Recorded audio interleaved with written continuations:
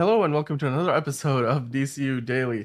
We are back with a lot of news as we usually and always do. Of course, it's a Friday, and I hope you've had a great week so far because we're gonna wrap it up on a high note. Of course, we as always have some news from James Gunn. He's been, answering questions and giving us lots of pointers on, what's going on in the world of the DCU as well as just general DC studios. We've got some new merch out there. Of course, it's New York Comic Con week, so lots of opportunities. If you are going by the Comic Con at Javits Center in New York City, then you can go get some merch there. You can go to the web shop that they have, of course. We're going to get into that a little bit.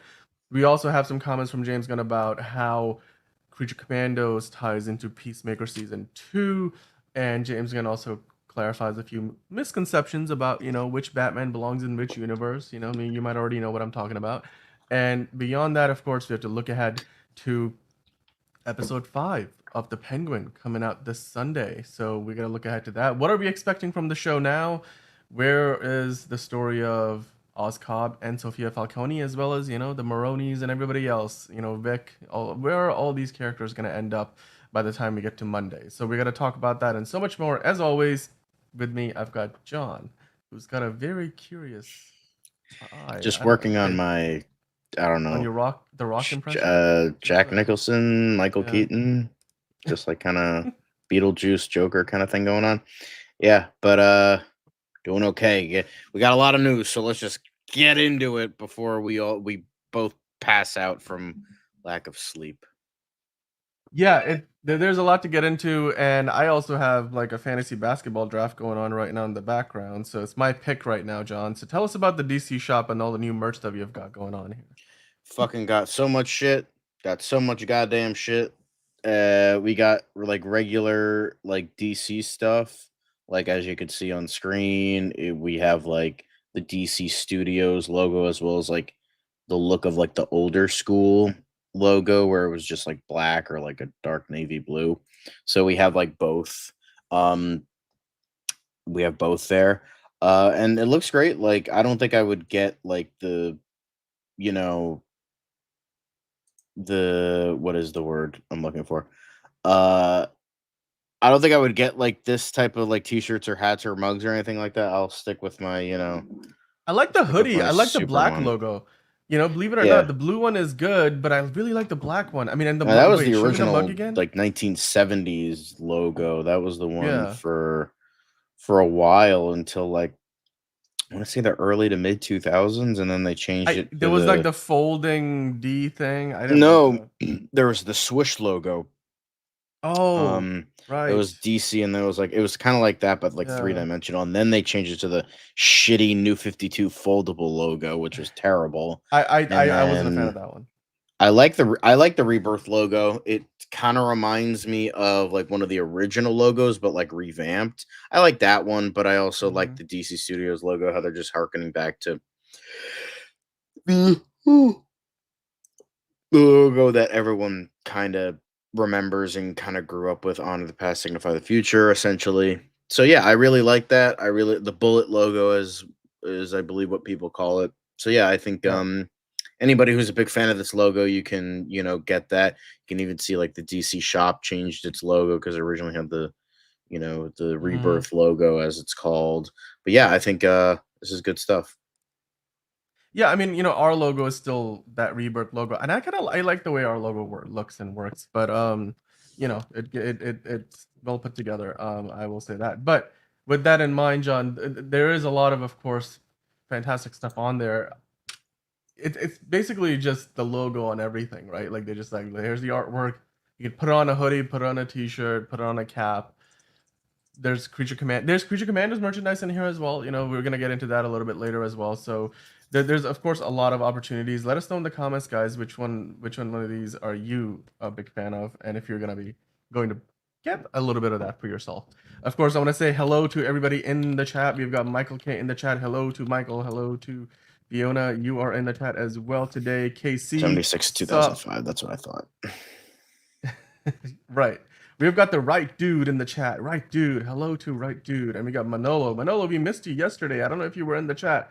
Didn't hear you much. Hello, fellow reprobates. Again, I still don't know what that word means, Manolo. Please enlighten us. We would love to hear from you. Hunter Iggy's in the chat. What up, Hunter? How are you doing today? Do you have any interesting questions for us to answer? We A would love to get into reprobate is that. a depraved, unprincipled, or wicked person. Right. Okay. You know what? Or It is coming also back a to me. We did person go through this. rejected by God and beyond hope of salvation. Wow. I think a lot of us will qualify in that category, right? Like, at least according to some people. So, with that in mind, and on that bombshell, we shall switch gears a little bit. It's been one hell of a week, John. We have talked Mm-hmm. about, the marketing campaign for Superman, but of course, the big project that's got its panel up next at the New York Comic Con is Creature Commandos. We're gonna see James Gunn and the entire cast of Creature Commandos, pretty much the voice cast, which a lot of these actors are gonna play the characters in live action. They're showing up tomorrow. It's less than 24 hours away. James Gunn is very excited. I bet you he's already in New York.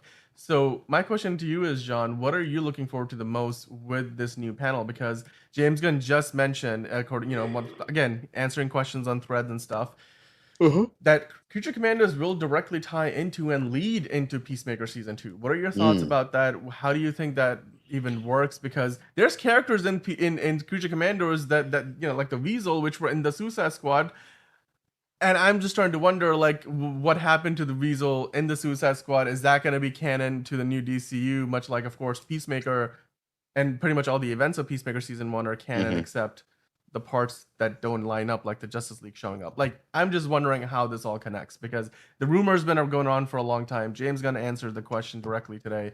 What are your thoughts on this? What are you expecting? I think it's gonna be, yeah, I mean that makes sense because it's like we already, have the initial thing of like, I almost said John Cena. Well, I mean, I was not totally wrong, but Peacemaker, but I don't His think John name is Cena well, has killed yeah, anybody. yeah, Peacemaker killed Rick yeah, Flag Jr. Um, yeah. and then so Rick Flag Sr., there's going to be something there. So it makes sense. And then you had Peacemaker, and then you have this, and you kind of had him like being guilty over Rick Flag Jr.'s death. Mm-hmm. Who knows if that's going to carry over because that was DCEU and now it's DCU. So who knows? We'll see how it is. I think that makes a lot of sense because they're both TV. They're both have the same vibe. Like Peacemaker was introduced in the Suicide Squad. This will be a Suicide Squad esque show, Mm-hmm. and so it has similar vibe. So I think it all works. Um, I think it all is, you know, I think like that makes perfect sense. I don't even think that needed clarification at all. So, I think yeah, I think that's a lot of it's gonna be a lot of fun. Most definitely. Yeah. And it just, makes sense. Right. I mean, it makes sense. I get it. But now that James Gunn has confirmed it, I do wonder, like, if we can speculate for a little bit. We know that there's one common thread between the first three DCU projects. That is, of course, Frank Grillo's, playing Rick Flag Senior, and you see him there in the yellow, whatever that is, quarter zip jacket, whatever he is wearing there. Um, he is gonna be in all three of these projects.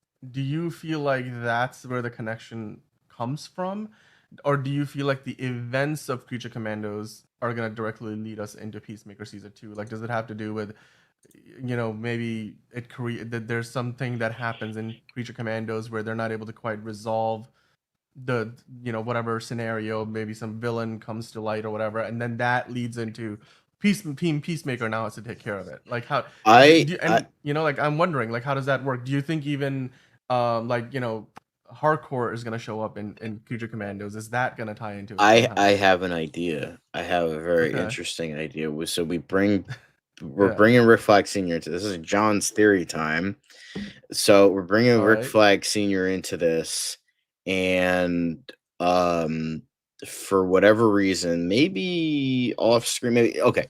So I'm thinking, I think what James Gunn is going for, some things are going to be canon to the new DCU that happened in Peacemaker. Some things aren't. So I feel like some things that happened were that she gets like, remember, if you remember at the end of Peacemaker, spoiler alert, Amanda Waller gets, you know, states she gets fucked. She gets fucked over. Like, she, there has the journal thing that's showing that this was all fake, this was all planned by her, and all that shit. But you know what? She, you know, maybe gets written off, like a slap on the wrist, all that shit. You've done enough, so you can do this, whatever. Um, so she goes off and does this. Now, I don't know. I would assume they're still part of Argus. Maybe like something happens that's like restructured and blah, blah, blah. But like for some reason, Amanda Waller is there. But like, I think that something like maybe it doesn't get funding anymore. Maybe there's something that happens that due to the events of Peacemaker, Amanda Waller somehow gets fucked over. Okay. So, but she needs to build this team. She needs to do all this. She needs to do all that. So she builds the team. They have to go after Circe, all that shit. But she has Rick Flag Sr., maybe I wouldn't say like grooming him, but like kind of, he is like, it seems like he's more like morally gray, as Frank Grillo did state a couple weeks back. Um, that he's more morally gray than Rick Flag. Rick Flag Jr. was like, for the most part, like pretty clean cut, I would say, from what I remember. Yeah, yeah, He was yeah, a pretty clean cut soldier, yeah. militaristic, but like Back relatively off. morally Yeah, okay. right. Maybe like a Yeah. neutral good, or like yeah, I would say he's a neutral good. Well, I would think He Rick walked the Flag line, but he Senior's, never crossed it. Right, yeah. right, exactly. But meanwhile, I think his father, he's older, has more experience, he's probably more jaded, so there's all that. So I'm thinking, due to the events of Peacemaker, whatever that may be in this new Brave New World, Amanda Waller got fucked over by Peacemaker. She brings in Rick Flag Sr., takes advantage of the fact he's kind of morally not great, more leans into anti-hero than hero. And so she, like, I don't know, just kind of does some things to help him get on her side more so than he already is. And then at the end, what I've been leading this filibuster is leading to, I'm thinking that in the season finale of Creature Commando, she's like, "Oh, by the way, Peacemaker fucking killed your son. Do with that information as you will." And that leads into Oh, like in Peacemaker season exchange 2. for he's like, "I know who killed your son." Ah, that's okay, So that's a good. that's what Yeah, causes Frank Grillo okay, to fucking go off okay. on Peacemaker's ass He's like and do that. Now, how Superman is gonna factor into this, because I think Superman takes place in between Creature Commandos and Peacemaker 2. Maybe he needs to take care of, like, but she's like, "I know what killed your son. However, I need your help with this Superman guy." And then they go do that. Mhm. And then, but that leads into Peacemaker season 2. So Dude, that's what I to think. me, yeah, you know what? That works really well because it's he become. Now I'm just imagining, Fast and Furious, where essentially at the well, which one was it? Was it six or was it? I think it was at the end of the sixth Fast and Furious. You had Jason Statham come in and he was like, he of course kills Han, and he calls Vin Diesel, and he's like, "You don't know me. I can't do Jason Statham You accent, don't know but you, me. but you, You don't but you fucking know will. me.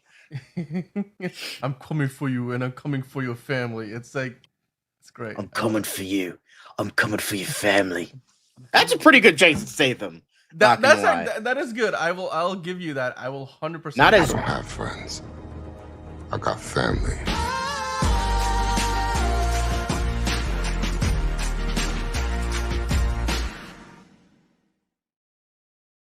I will damn give it, you you that. beat me to it. I was just about to click on it and then you beat me to it. It However, was. Your brother never told you never threaten a man's family?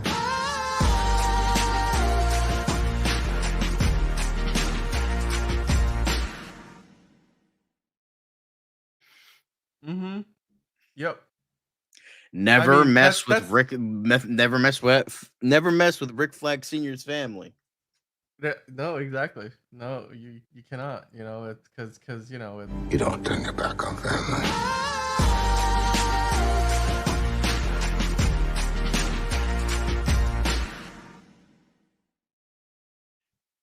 Yeah, it's that. But honestly, though, I think you're onto something really good here because I really love the idea that Waller gets fucked, like you said, at the end of the first season of Peacemaker, and then she just goes and says, "Okay, there's Rick Flag Sr. He's looking for revenge, and she's like, I know who killed your son, but I'm not just gonna give up that information. I need you to do something for me." And Yeah, that kind that of could be ties even into better. right, like that kind of. I mean, that's my. Where she like, I know this. Yeah. That's what, because that's what Waller always does. Like that's what happened with Because doesn't she said she's like, I don't need, I don't have friends. I have like, I always say it's not, it's like something to do with leverage. In that scene with Ben Affleck in the first Suicide Squad, it's like, I prefer to have leverage or something like that. I Yeah, forget that. I Somebody mean let us that's know in what the she did chat. with Deadshot and Bloodsport with their kids. Exactly. You know. Yeah. She likes to have leverage over people, and her leverage over Rick Flag Sr. is he's looking to figure out who the hell killed his son. She's like, I know, but you need to do something for me before I can get you that information. And that probably plays in. I mean, I do wonder though, now that we're getting so close to the show coming out, and of course tomorrow's the panel.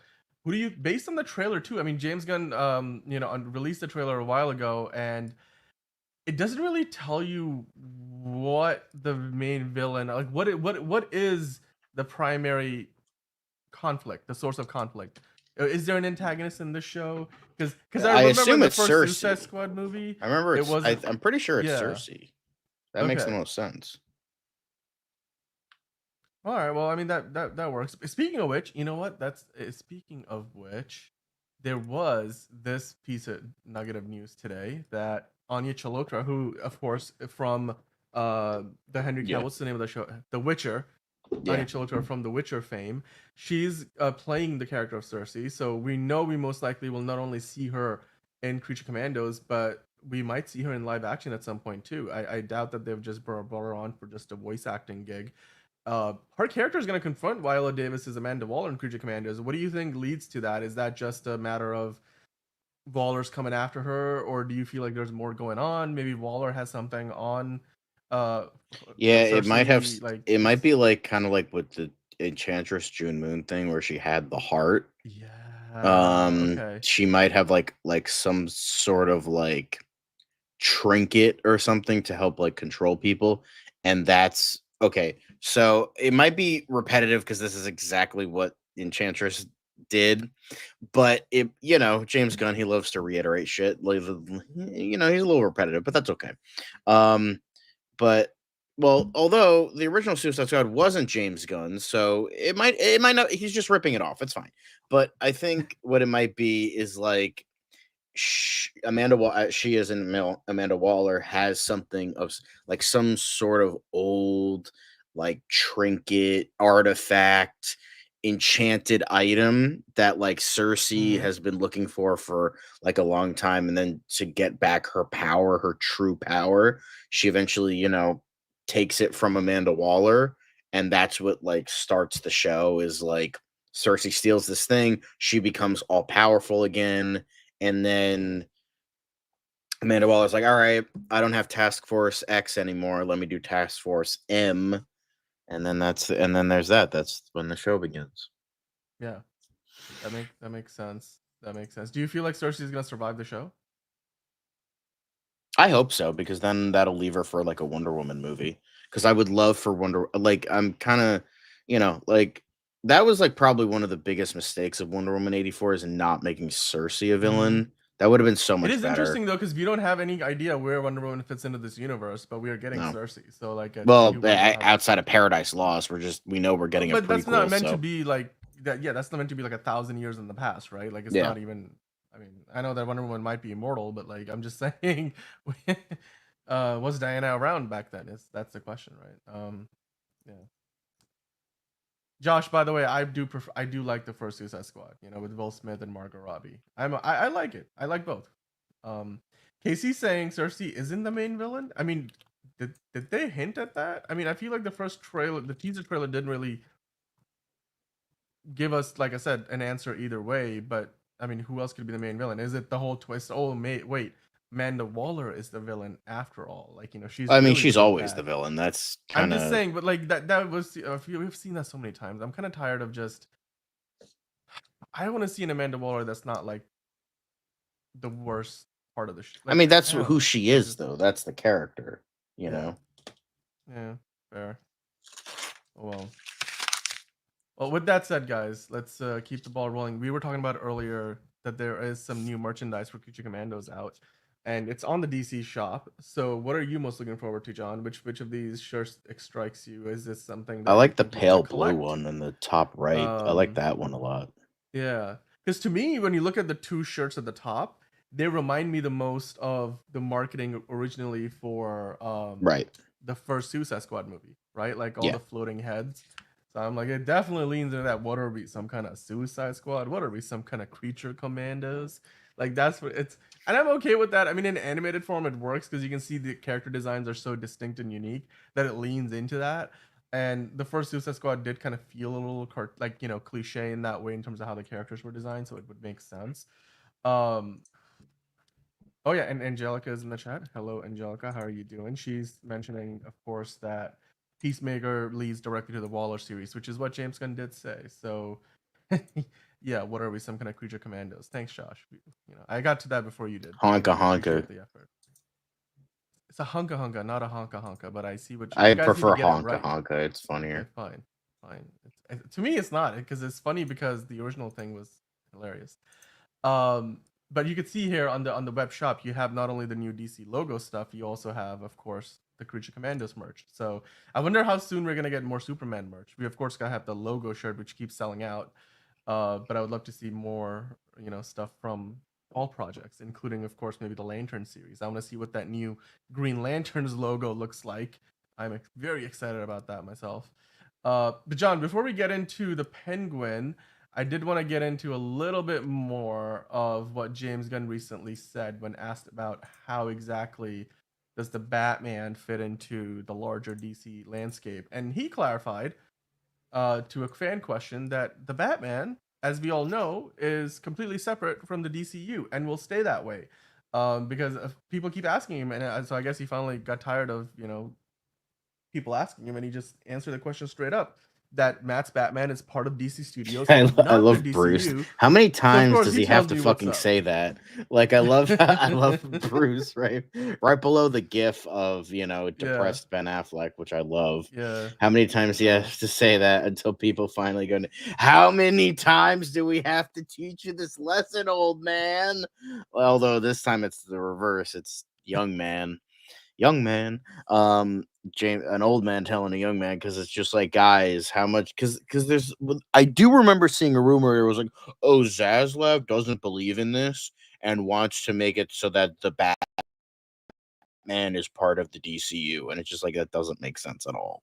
So shut the fuck up. No, good comment from Caleb. You could have this dynamic between Cena's Peacemaker and his brother of Cena's new good guy status and fame. His brother becomes jealous and embraces the white dragon mantle. That would be interesting. Of course, we had the mural that Warner Brothers did everything to scrub from the internet, but the internet never forgets. Which definitely hints at that idea. Casey mentioning if Brave and the Bold gets a sequel and it's not a Batman movie, what will it be? And remember, Brave and the Bold is a Bat family movie. Come on, man. Why are you gonna set me up like that? Why are you gonna be like that, bro? I don't get it. Casey's just setting me up. What do you think, John? Do you think that it's gonna be not a Batman movie? Is that what that dynamic duo? Well, because the dynamic duo we know it's not part of the DCU, so I don't even think that matters. But do you think the Brave and the Bold, given that it's a Bat family movie, what's real is family.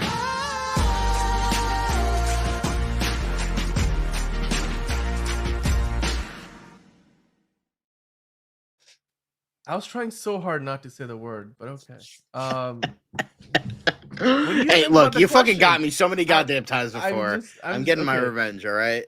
Now look at me. I am the captain now. It's a Friday. I'm gonna give that to you. That's fine. Whatever. But do you think that it's a fair question, Casey? Right? Like, do you think that the sequel to Brave and the Bold is gonna be like a Robin film? Are we gonna go with a Red Hood? I feel like a Is the Teen Titans spin-off gonna would be come more after correct. that? I still think, Brave and the Bold. It's still the main character is going to be Batman. Like, it's yeah, it might not be a Batman movie, but it might like more so Bat Family. But like, it's kind of like, is BVS a Man of Steel sequel? It's like kind of like that. Some consider it is, some consider it isn't. So I don't know. I would say I think it's a Batman movie with the Bat family. If we got a good spin-off, I could see I could see like it depends on how good it does. Like who is the fan favorite character? Like who is the Yeah. one like in test screenings that gets a lot of love, gets a lot of Right. gets a lot of Well, I like mean, good Damian press, good Wayne, publicity. right. I Yeah. think yeah, I think like I think Nightwing would probably make the most sense because he's probably the most popular. So yeah, I think he would make the most Yeah. sense. I mean, it would just also make sense to give Damian Wayne his own thing, right? Maybe even a TV show or miniseries, because of course his introduction in the movie is such a big part of the story of Brave and the Bold that Yeah. if you give him his own thing, maybe a League of Shadows thing could be, maybe a spin-off series that you can kind of dive into more of what that organization in the DCU looks like. If you're going in a direction where you're not doing a direct Batman sequel, I do think though they're gonna probably end up doing a whole trilogy of Batman movies in the DCU. But going back to the Suicide Squad, oh sorry, see, look at that. I'm already thinking Suicide Squad, Creature Commandos, interchangeable in my mind. But going back to Creature Commandos, Lusario Trainer asking a very good question: are we getting a Peacemaker 2 a teaser tomorrow or Peacemaker related stuff? I don't believe we are. We might get a teaser of some sort in terms of like James Gunn maybe answering a question. If that comes up, maybe he'll address it. But I do not think we're getting a Peacemaker 2 teaser tomorrow. I mean, they've only just recently, finished filming. I don't even know if they're finished filming the whole series yet. So with that in mind, I doubt that they're gonna put stuff out there. They've only been, trickling out like an image every other week, right? Every few weeks, we get a new helmet of the many that James Gunn is gonna have in the show, and what John Cena is gonna wear. But what we do know we're getting tomorrow is a full trailer, a full ass trailer for Creature Commandos. Of course, what you're looking at on screen is a teaser trailer.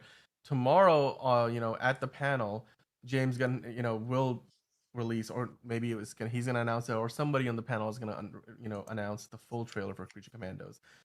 John, do you think that trailer is gonna give us more of an idea of what is to come from not just the show, but maybe again the ties that it has to the other things like Superman, like I don't Lanterns, like Waller.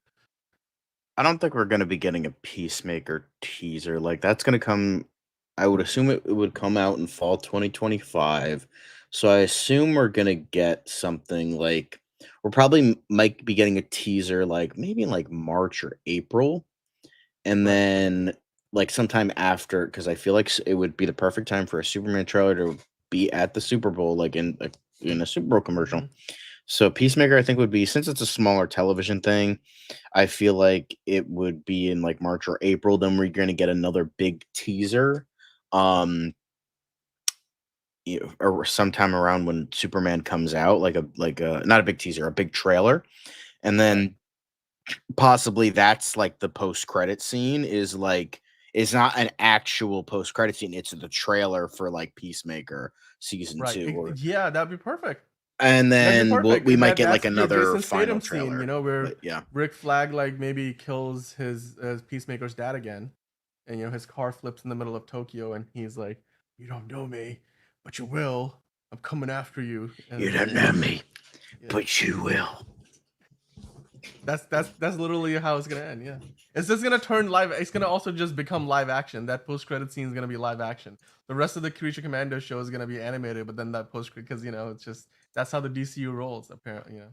Um, but Angelica, in the meantime, had a nice comment. I think they probably rushed the script without spending enough time thinking about the plot holes and the implications of certain things. I don't hate Wonder Woman 84, but it's definitely a big step down. I don't hate it either. I think it's okay. Yeah, it's a little like people crap on it a little too It's much. very messy. It's Yes, extremely messy. and I do think the third act needed more work. It felt like you said a little rushed and maybe a little bit even incomplete because there's certain story mechanics that felt a little, like they needed another couple of drafts in the screenwriting process.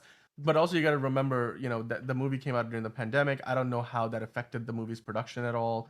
And to be quite frank, like, at the end of the day, if they had continued on with the series of movies, the third movie might have been just as good as the first, right? But we didn't get that. That didn't happen. And the lack of success of the second movie, while unfairly so, because it came out during the peak of the pandemic, that is, right when it started, it did affect the fact that, James Gunn, if you guys remember, James Gunn and Peter Safran were newly installed as the co-CEOs of new DC Studios when Patty Jenkins submitted the script for Wonder Woman 3, and they decided they were going to pass on it. And the reasons, exactly, we don't know, because depending on who you ask, you'll get a different answer. Even like different Warner Brothers insiders gave different answers as to like what the reason was. It was either like they didn't like it, they just thought it wasn't a good time. I mean, on the surface, it just looks obvious that the DCEU is done, so it wouldn't make any sense to continue on with just like the one desperate thing with Wonder Woman 3. But we don't know who Wonder Woman is gonna be played by in the new universe. So for all we know, Gal Gadot may yet be our Wonder Woman for the DCU. So could happen. Yeah. Yeah. The Superman trailer, according to KC, is gonna come out on May 3rd. I bet my life on it. I sure hope you didn't, KC, because that's a lot. That's a pretty costly bet potentially. So, but May 3rd would be a good time. I do believe for that to be a first trailer, though, it's a little late, because for the movie to be coming out in July, and you've got the Super Bowl, you've got a couple of other big events in the early summer months. Don't wait till May. It doesn't make sense for Peacemaker to have anything tomorrow. The reason why is because the show is still probably a year away from coming out. It doesn't make any sense to put a trailer out or a teaser out like a year away. As far as Superman goes, by the time you get to February, March, it's only a few months away. So it would make sense that they would release the first trailer, right? Like Captain America 4, we've already gotten a full trailer for, and it's coming out in like the first couple of months of next year. So it would make sense like to be somewhere between 3 and 5 months out. But May, I don't know, man. May is a little early. Josh was saying 2021 was such a weird year for DC. It was. It 100% was, man. 2021 is a weird year for most movie studios because of the pandemic. So that all tracks, 100% tracks. But John, I did want to kind of quickly jump back to this story of, again, James kind of addressing the idea of the Batman being firmly its own thing. It's part of the DC Studios umbrella, but it's an Elseworld story or set of stories. It's its own cinematic universe. It's not part of the DCU. The Bex. And so Matt Reeves ultimately calls the shots. We recently have had this discussion about how Todd Phillips's Joker Folie à Deux was a Warner Brothers production, not a DC Studios production. So while James Gunn got a chance to see it and even gave some notes, Todd Phillips was under no obligation to listen to those notes or take those into account. Do you feel like with the new leadership at DC Studios and everything moving forward, because up until now the Batman and the Penguin were commissioned and mostly worked on prior to not Matt Reeves, but James Gunn and Peter Safran really taking charge.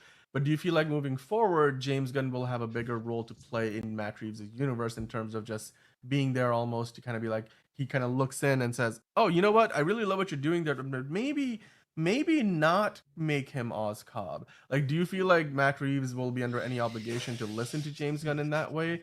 Or do you really feel like what Matt Reeves is doing is similar to Todd Phillips, where he's kind of got carte blanche with everything?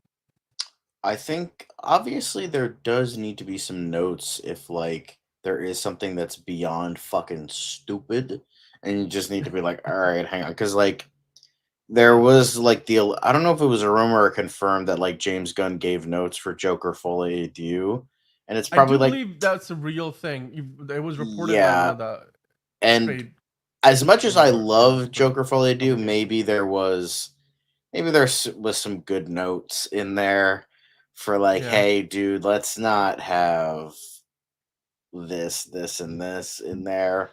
So you know how it is. But I mean, I still love the movie. I still think it did a lot right, but there were certain aspects that prevent it from being better. Mm-hmm. Like it's not a perfect 10 for me. I think there was like maybe some bits of information that could have been a little bit less long. It could have been maybe cut a little bit better. It could have been um better, more of a more of an inclination on like the musical aspects and all that. So yeah, I think that there was something there that could have been better, but who knows? Maybe his notes wouldn't have mattered in the long run. But yeah, so I think Yeah. there's a deserve, because here's the thing. I would say it depends on the person who's like giving you notes. If it's some random executive that has no fucking idea what's going on, how you tell your story, what your vision is, then yeah, fuck off. But like James Gunn, I feel like he's respectable of somebody's vision, and he wants to give them the amount of like, a good directorial effort and, writing effort and all that. He wants to give them the respect, the space, and vision they deserve. However, he might be like, as a guy of like who still has, control over it because he is the boss, he's the co-boss. I think feel like there would be more of a discussion of like, hey, I understand, but like, have you tried it this way? I feel like there would be a bit more respectability there, a bit more of a, hey, maybe you should try it this way, and then we'll see. Um, but yeah, I think it depends, and I think James Gunn is definitely more respectable a little bit when Yeah. it comes to this sort of thing, because he's the creative force behind this. So Yeah. he's good. Everyone else can fuck off. And I will say this: there's potentially a lot of confusion. Not potentially. I do believe in the internet landscape in general, or amongst even the average fan. There's some confusion as to how DC is now organized, right? In light of Joker Fall You Do and all the reporting about how Todd Phillips basically had full control over that movie and didn't have to listen to anybody, and the fact that it was a Warner Brothers Pictures film and not a DC Studios production. This is why we didn't see a DC Studios logo over it. So just to kind of clarify as far as where things stand, if you guys are confused or lost or have questions, James Gunn and Peter Safran are the co-CEOs of DC Studios. Everything moving forward that is DC related IP lands under their purview. They're in charge. They call the shots. They do the green. They give the green lights. They get to review everything. They get to approve the budgets. David Zaslav is there, like Bob Iger at Disney. David Zaslav is Warner Brothers Discovery's CEO. But under David Zaslav, you have all these, studios. Like you have Warner Brothers Pictures, you have, a New Line Cinema, you have DC Studios, and you have HBO. You have all these other entities. But even in a situation like the Penguin, it's a DC Studios production that it happens to take place. Also, it's an HBO original, so they're both collaborating, and you can also stream it on Max, which is a streaming service that carries it. So, with that in mind, John Manolo, like Mhm. you have put on screen here, has got a good question of if Matt Reeves is now working under James Gunn under this Right. new hierarchy of power, as it were, will James Gunn have script approval over all of those projects, or do you I feel like there's a mean, certain level of autonomy where James Gunn is like, it's yeah, your I'm universe, do I'm what pretty you got sure to do? he's mentioned that in the past too, where it's like we're not gonna start something unless we get a good script, and it's Right. assumed that like the script is goes to him. He's the head guy, so I assume he's the Mhm. one who approves. Like once they get a good, he has said many times, once they get a good script, that's when we go ahead.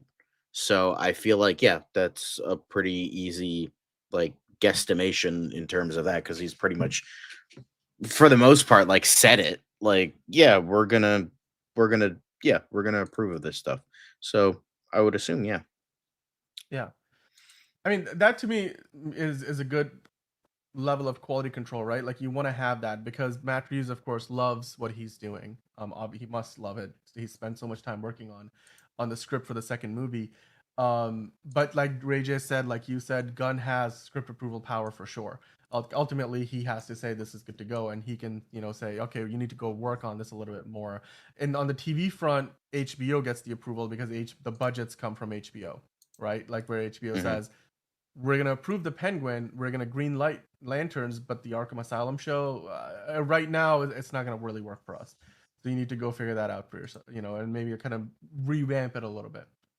this is a Um, very broad question, but I was very intrigued with this. Now, are you talking about any movie ever made? Like, because I have a lot of fucking ideas up here that unfortunately I don't have the money or the talent to do them yet. But if we're talking about comic book stuff, ooh, I would love to do either my own original character or like a very small like indie character, because because here's the thing. I don't want to work for Disney and I wouldn't want to work for Warner Brothers. Like if that's like, yo, you can do whatever you want, but it's still under, no, hell no. I'm not Come working over for to them. Paramount. We do good stuff at Paramount. Just Yeah. that's a good studio. They're gonna have a lot more money to make Yeah, stuff now that Paramount, Skydance is on Universal, board. not Yeah, Sony. Sony sucks yeah. too. Comcast has Pretty got much that big money anybody too. making Yeah. superhero stuff right now, they suck. The company just sucks. Sony, Warner Brothers, Disney, they can all kind of fuck Dude, off. Sony makes great television for all mankind. You know, like they make great TV. Yeah, but like I'm just I would saying. say I would make my own original. If we're talking about superhero Yeah. stuff, my own original character for I would like I think a good challenge for me, because it's like I'm just so unimpressed with most comedies nowadays. I would love to see like, because I hate the like fucking like retort that people have. It's like, oh, if you think it sucks, why don't you fucking do it? And you know, but I hate that so much. It's like, I'm not like, I don't do this for a living. This guy does, and he failed. So like, what the fuck? Um, but in terms of anything, I would love to try to do a comedy. I mean, I'm a big horror guy, so obviously I've written a short film. It was okay. I didn't. I was gonna film it a couple years ago, but I just did not. It just like life happened and I couldn't.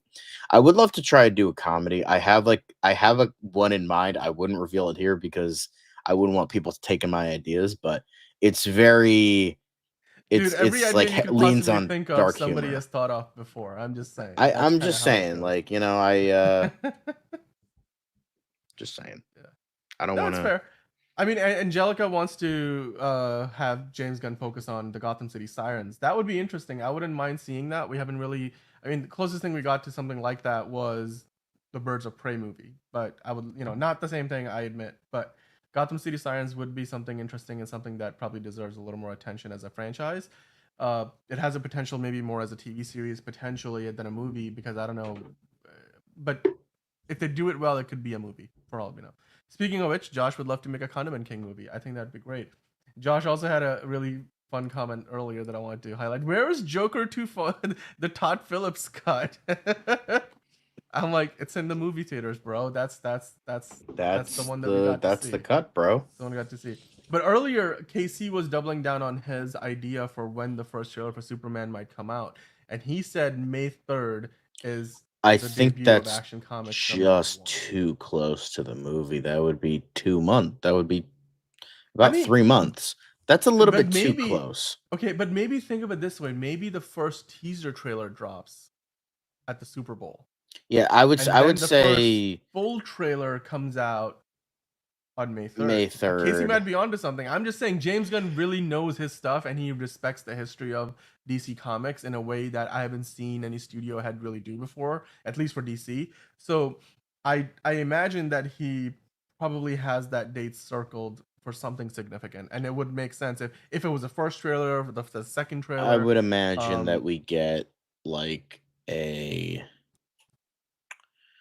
teaser in February, that in May, and then like maybe sometime in like late June, maybe mid to late June, we get like a final trailer, and uh then they're off. Yeah, I think that would work. My personally, So your name isn't Josh? Crazy. I mean, Caleb is also in the chat. So I don't know. We have a Caleb with a C, and now there's a Caleb with a K. Anyway, well, Caleb, we would love to see your movies and what kind of stories you have in mind. But as far as May 3rd goes, I do believe that's too good an opportunity For the pass up, first trailer, I you don't know? think so. Maybe like the second trailer. No, but okay, but we gotta define what we mean by first trailer. I mean, what we get and at the Super Bowl will probably be a 90-second, 2-minute teaser trailer, right? The first teaser trailer, which really doesn't give you a ton about the story of the movie, just kind of shows you like Respect. the general sense of what's going on in the movie. and then from there we might get a full blown trailer on May 3rd. I think that's what I'm saying. Yeah. I bet I'm writing a comic right now. Yeah, I Yes, wrote my Casey, love own. it. I did a second draft. I never got beyond a second draft, but Yeah. I think I did an okay job with my short film. But we'll see. We how can it work is. on something together. I've got a few things that I've worked on before that I've, Yeah, that are exactly. they I exist mean- in the world. I'm not gonna give anybody links because I don't know. If I mean, if when it's did the Flash come out? That came out in June, right? Yeah. So they had like a big trailer coming out for the Super Bowl because I remember that Super Bowl trailer. That's Ray J. That makes sense. Yeah, yeah. Try not to, because usually the first trailer is a teaser trailer. That's the perfect trailer because it only teases, and usually final trailers are usually the one to ruin it. Or even a regular trailer.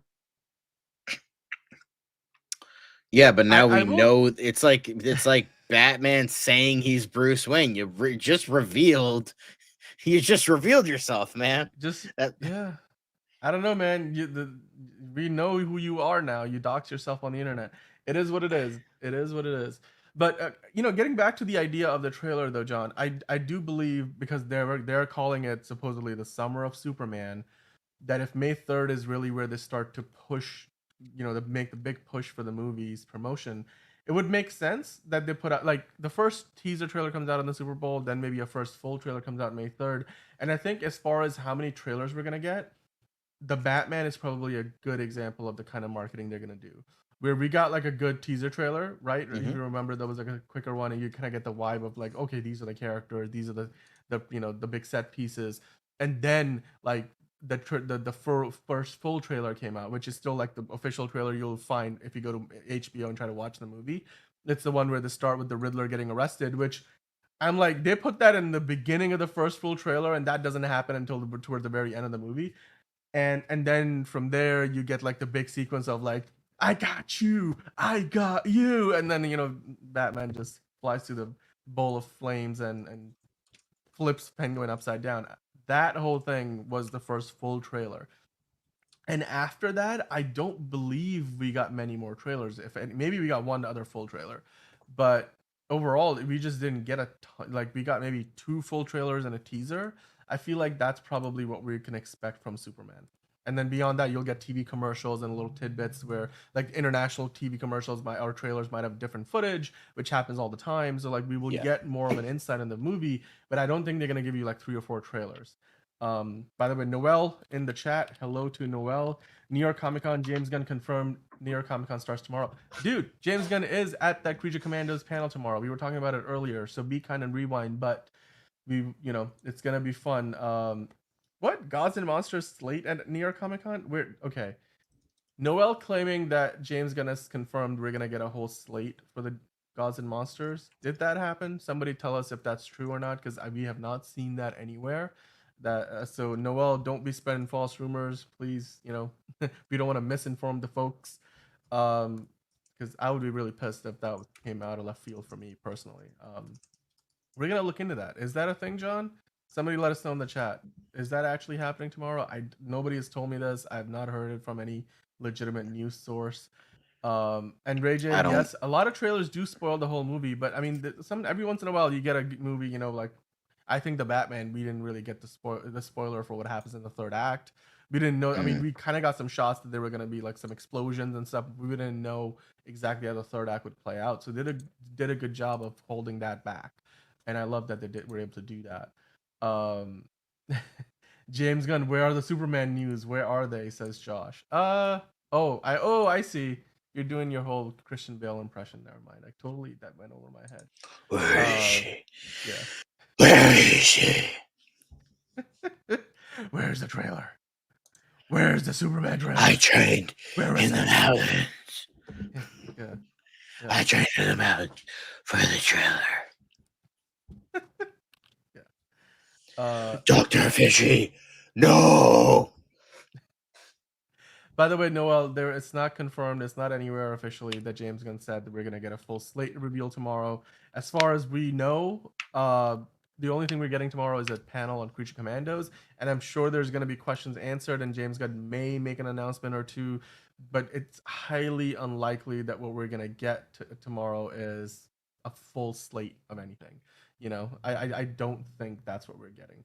James Gunn did post some photos of the Creature Commandos booth, which looks interesting. We went over some of that yesterday.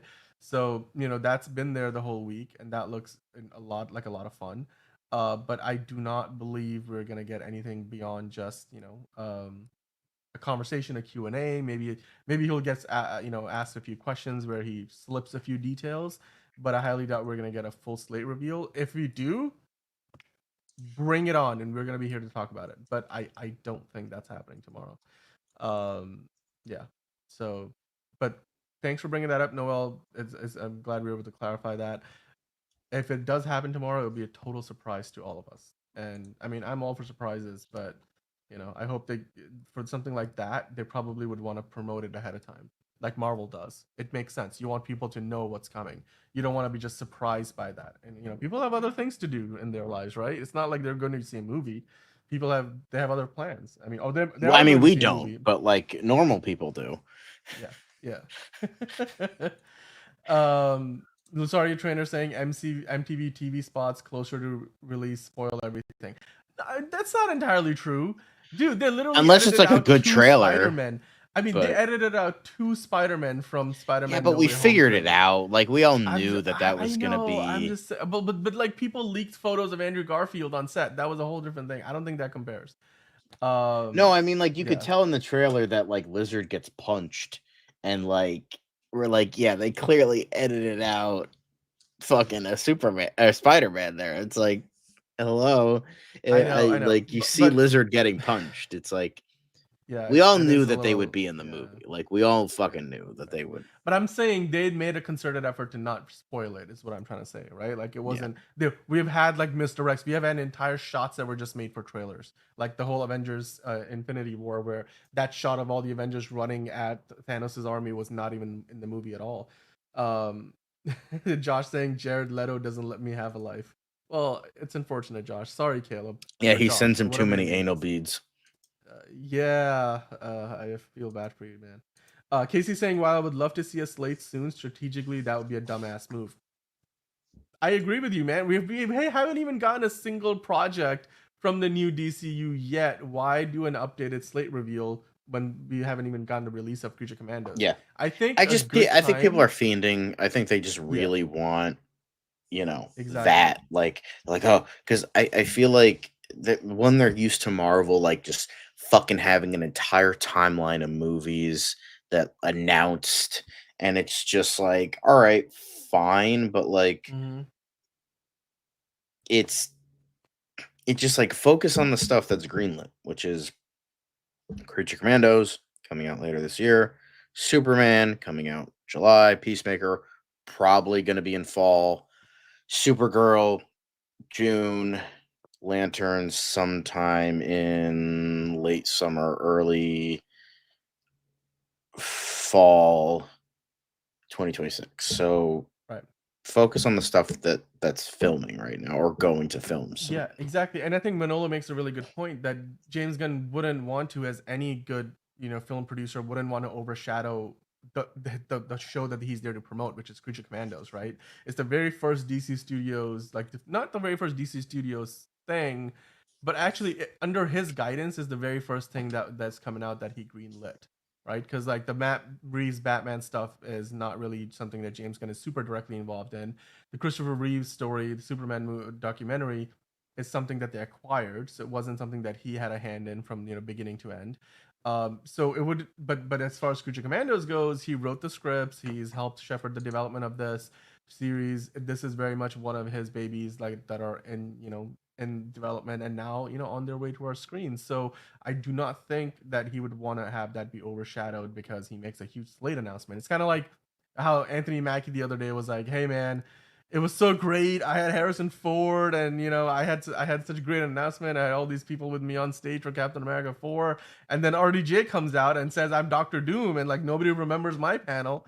And yeah, like, nobody wants to remember your dipshit panel because nobody's fucking excited for your shitty ass movie. Okay, look, I'm gonna give it a fair shake. but I do believe that he had a point that that whole RDJ thing completely overshadowed anything else that happened that night. So I think in the same vein, James Gunn wouldn't want to be like, oh, by the way, guys, here's a fancy graphic with the 20 different things we got coming out and all the dates that you need to be aware of. Because then nobody's gonna care about Creature Commandos anymore. Everybody's gonna be talking about everything else that's coming out 5 years And from this now. is the appetizer. Say what you will Yeah. about, Superman starting DCU or not. This is the thing that's starting the fucking universe. So it's like, Exactly. put all your chips on this for right now. Yeah. You know? Yep. Angelica making a good point. To me, it's worth the wait. Then sorry, I don't want to be I don't want to have to rush the script just because the fans want to release all the 10 projects in 3 to 4 years. Exactly. James Gunn and Peter Safran signed a deal for what was like 5 years, right? I mean, and most likely they're gonna get extended, so they'll be here for a while, right? And then on top of the Yeah. fact, he did say, "Oh, are you?" I think somebody asked him, "Oh, we're gonna be getting like 3 movies in a year," and James Gunn's like, "No." Yeah. He was just no. That has never been a consideration. And because Exactly. it's like, yeah, 3 is too It much. I doesn't make any think they're sense. gonna start off with 1. If I were to guess, I would imagine it's like rock music, like heavy metal rock music, kind of what it was for Peacemaker. But yeah, I think for 2025 we're gonna get Peacemaker and Superman. Okay, fine. 2026 we're gonna get Lanterns and Supergirl. If I were to take a guess, I know it would be 3 years from now. Well, 2 years and a couple months from now. I think we would get, if I were to take a guess, I think we would get then after that point, get 2 movies and then 2 shows, like what the original plan was, like starting in 2027, if I were to guess. Because there's They're gonna not rev been up any to it. major announcements in Yeah. terms of outside of Lanterns and Supergirl. So I think those are the only things coming out in 2026 outside of Beck's stuff. I'm just talking about DCU specific things. Right. So we have DCU specific stuff. I think we're gonna start getting like 2. If I were to guess, we would probably get Waller in 2027 or maybe even 2026, because that's the only other one that's we've gotten anything on. They're like, oh, they're writing the scripts. Right. So that's the only thing I would Not in guess production, but it's in development. I don't believe it's got a green light yet. No, it doesn't He have a green didn't light. So I would because he say listed out Waller, all the things that 2027. did, and Waller wasn't one of them. Right. Yeah. Yes, I agree with you. So I would say I think Waller the probably earliest gets we're getting there. 2027 along Yeah. with, I would say Swamp Thing. I think Swamp Thing's a good, like, we would get Waller and maybe Booster Gold, because that's the only other one we've gotten like rumors about. Yeah. And then in the films, I would say Brave and the Bold and Swamp Thing would come out in 2027. If again, this is just me guesstimating, like in terms of who they have, Welcome to Derry should be more than done by then. And then on top of the fact, they already have a director for Brave and the Bold. They have a writer and director for Swamp Thing. So like that makes sense. Yeah. That would be the most recent things next to Supergirl and Superman. I'm like, okay. And then Waller, we've gotten a little bit on, and then Booster Gold, we've got a little bit on. Because I mean, remember Dynamic Duo. The Authority, we've gotten announced nothing, now. and Paradise Lost, we've gotten nothing outside of the initial announcement. So those, I think, would be in 2028. Exactly. I mean, overall DC stuff, that Dynamic Duo movie is probably 2027 as well. Even though that's not part of the DCU, or I guess we still don't know quite whether it will be or not. I don't think they're going to show the first episode. No, that's too much. Yeah, as far as Creature Commandos, I think it's too early to give it away, because it's going to make its way onto the internet, and they might give you an extended look at the show. Maybe like, what we thought we were going to first 5 minutes, maybe. Yeah, like the reason why they didn't do that for the Penguin is because we're halfway through the show. And the show is getting to the point where now everything in the show moving forward is going to be a spoiler if you haven't caught up to it. So, but whereas Creature Commandos, the first 5 minutes of that show would probably be a nice appetizer for what's to come when the show starts airing in December. So I don't think we're getting a full episode, but maybe like a first look. This is the thing. I think Marvel has sort of spoiled us in some of the wrong ways, where you don't want to give away everything too early. Like, you don't want to blow your load too early. You want to kind of wait until the thing is actually set to release, which is like, let's wait until Creature Commandos actually comes out. Why rush through the first episode and somebody will record it and then put it out on piratebay.org and you're like then Yeah. watching the episode and then speculating, what happens afterward. Noel asking, what about Brave and the Bold at New York Comic Con? Maybe James Gunn gets asked a question and he addresses the question and says something about like, oh yeah, it's still in development. We're waiting for Andy Muschietti to free up. But I do not believe we're getting any kind of big announcements about it because it's so early. They don't have a finished script. They haven't even started casting, so there's not really much there. And that's probably also one of the reasons why we're not going to get a full slate announcement tomorrow, because a lot of these projects are not greenlit. And James Gunn has really told us that, look, the expectation here is we're not going to bring anything into production until it's ready for that. We're going to get the stories right. And it will take a little more time. And that just means we'll have to be patient. But look, they've already brought us Creature Commandos coming out in a couple of months time, less than a couple of months time. And we're going to get a big movie and we're going to get a big series next year with Peacemaker and Superman. And then Lanterns, we're going to be talking about it all of next year. We're going to get probably set photos. So we're going to have a lot to look forward to with Lanterns. And of course, Supergirl, both of those are going into production. Plus, I do believe the dynamic duo will go into production next year, given that they've announced it already and they'll probably start casting it. And then there's that Deathstroke Bane project potentially. There's the Teen Titans script. Chances are a bunch of stuff will get into production, John. And like you were saying, 2027 is probably the first year we get 2 movies and 2 TV shows. But I wouldn't be surprised if we get a second movie or a second TV show in 2026 even, because they're ramping things up. So it's very possible that more things get greenlit between now and 2026. It's very possible. It can happen. And Josh saying, isn't James Mangold directing Swamp Thing? Yeah, he has been attached He's to it writing for a and while. directing.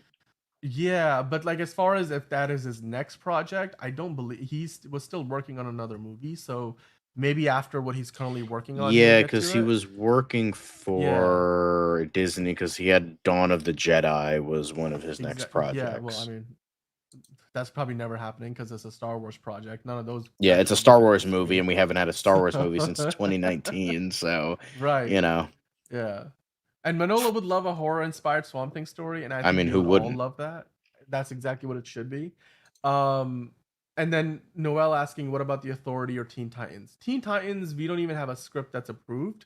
So if he gets asked about it, he might say, well, we're looking into it, we're working on it, because James Gunn never officially addressed that the Teen Titans was something that they were working on. Ana Noguera is working on writing a script for it. She wrote the script for Supergirl, but I remember like Deadline reported on it. It wasn't James Gunn saying, "Oh, we're working on a Teen Titans movie." So officially, it's not a thing. Unofficially, it's happening. But yeah, it's James not Gold is approved. directing and co-writing the fucking Bob Dylan biopic that nobody cares about. Yeah. Okay. I mean, that's coming out soon. I've already seen it. It's coming The out first this trailer for year. it is out. Yeah. I don't know when it's coming Yeah. out, but it's coming out this year. No, I the keep first forgetting trailer that for thing. it is out. It looks good. It looks good. I mean, I would say just stick with it looks like the a biopic. the Todd Haynes. What was it? Yeah. Todd Haynes movie. I would say just stick with that because that's probably, a much better movie from what I've heard. Yeah. And And then Noel also asking about Creature Commandos trailer. I'm not We there, will get a by the way. full- Yeah. We will get a full Creature Commandos trailer tomorrow. That is happening. That is confirmed. We will get a full Creature Commandos trailer. Those are the ones confirmed so far. Yeah. So who knows what else will be confirmed in the coming months? Yeah, Angelica, yes. that's a good point. The Batman Part 2, the Supergirl movie, Supergirl Woman of Tomorrow, and Lanterns. Bex. I We might want be that getting t-shirt. another Bex. spin-off next year. Maybe they're not revealing it. Maybe we'll get like another later spin-off. We can hope. We can only hope. Because like give us something to tide us over, Matt. All right? Like you fucking delayed this damn thing. At least give us something. Fucking asshole. Jesus Christ. Like you can't you can't just like you can't be like, okay, they have the movie that came out in 2022. We're gonna get it next year, then it got fucking delayed, and then you can't drop the hottest fucking show that DC has ever produced and not expect us to want even fucking more after that. It's like, Come on, man. You gotta give us something next year. Like, oh, I'm working. No. Give us. I want something. I don't care how fast you have to do it. I know you have get Lauren the Frank to fucking work on something, bang it out, bing bang boom, and fucking put it out in fall of 2025. Give us fucking something. I'm sick of this. It's delayed. Still working on the script. Bullshit. I could pump out a faster script for Batman Part 2. Give us a goddamn show, man. I don't care. I don't care. Break the laws of physics, break the laws of time to give us that. Because you can't just be like, oh, yeah, we're just going to give you the Penguin. We're going to give you the fucking greatest fucking DC show of all time.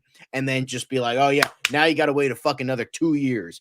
Fuck you. We're not waiting another 2 years. You're going to give us something next year. I'm going to go full falling down on your ass to make you fucking give us something. This is bullshit.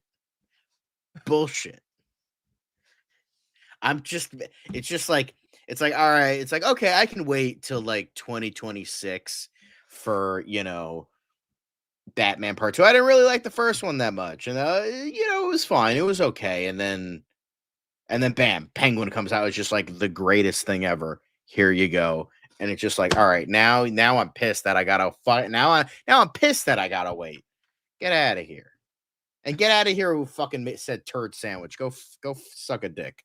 Get the fuck out of here. Nobody wants you here. Only thing cooking is a turd sandwich. Well, how about you fucking eat a turd sandwich, you dinghole? Fuck you. Everybody's entitled to their own opinions, but I agree with Josh. I'm going to put Josh's comment. I'm gonna put Josh's comment on the screen. Caleb, aka Josh, aka Caleb. We're gonna put his, comment on the screen because I love it and respect it very much. Yeah, fucking consider this mercy. Let it rot. All right, it's 6 feet under. Go cry to your mommy that your fucking beloved. If you want your beloved Snyderverse, go fucking watch the Rebel Moon franchise. Go fucking read the Absolute comics, which are just fucking edgy trash. Fucking go read those. Go watch those, and leave the grown boys and girls alone with your fucking petty Snyder cultist bullshit. Get the fuck out of here. Go home. Go to the corner. Fucking jack off in the corner. Touch grass. Whatever the fuck you need to do. Fuck out of here with that shit. All right? Get out of here. Go. I'm watching you. You're still here. Go. You're still. It's like Ferris Bueller. You're still here. Go home. Go. Out of here. Okay. Well, I mean, Noel talking about again the years. We don't have specific release dates for some of these projects, but as far as the years that these projects are set for, we know Superman's coming out next year. Supergirl's coming out 2026. Brave and the Bold potentially 2027. We don't know 100% for sure yet. Swamp Thing. That's also a little speculative. We don't really know if it's 2028. It might come out sooner than that for all we know, because once James Mangold finishes up the promotional tour for the current Bob Dylan movie and then what he's doing for Star Wars, or if that is even still happening, he might just pivot over to working on Swamp Thing. The Authority, I don't know if 2029 is a long time to wait for The Authority, right? Because I'd imagine The Authority will probably play out some events that start up in the Superman movie. So then it would be really long, like it would be a long time to wait 4 years for The Authority to happen after Superman. Especially because they probably want to make a sequel to Superman, considering that it most likely will do really well. So I would imagine that the second Superman movie might be 2029, but not The Authority. That might be coming out a bit sooner as well. And Deathstroke and Bane, that's probably, 2031 is way too far away. Yeah, that's a little bit too far. yeah. But Josh makes a good point here. Okay. Unless at least Superman will be in theaters, unlike the next Zack Snyder movie, which will go direct to streaming on Netflix because that's where they fucking belong.